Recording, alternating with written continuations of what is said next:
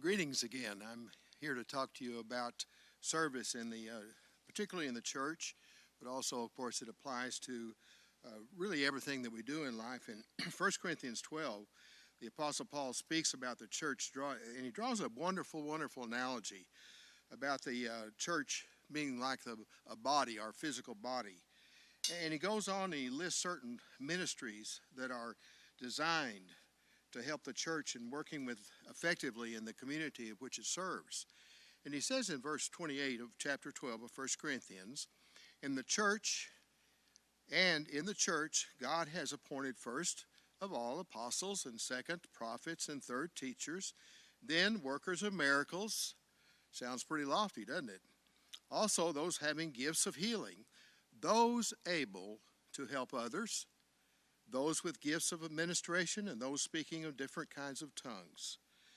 Now, I find the underlying word that goes into this section that has to do with service, those able to help others, I find that very, very interesting. The word is antithesis, and it's translated help in the King James Version. And note that it's listed right along with the apostles, right along with the prophets, right along with the teachers and other positions and appointments in the church.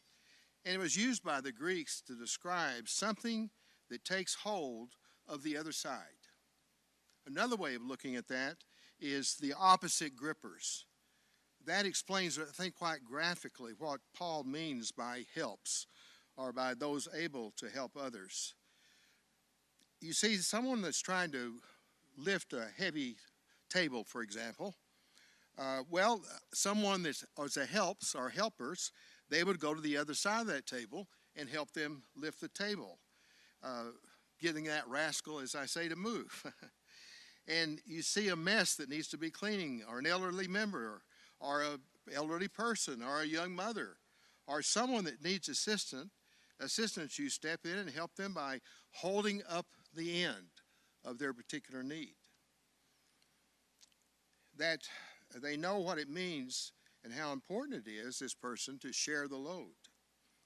It's interesting that in the church, sometimes many people are clamoring to have the prestigious positions, the things that'll get your name in the bulletin or get your name in the whatever it is that your particular church would have for you.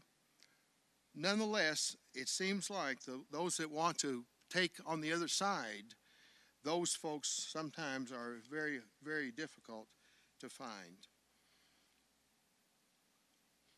I wonder if there's a little aphorism that might help us understand this. Actions speak louder than words. And I think of all the things that we do for church and in church, sometimes it's every time the door is open, we have to be there, and that's fine.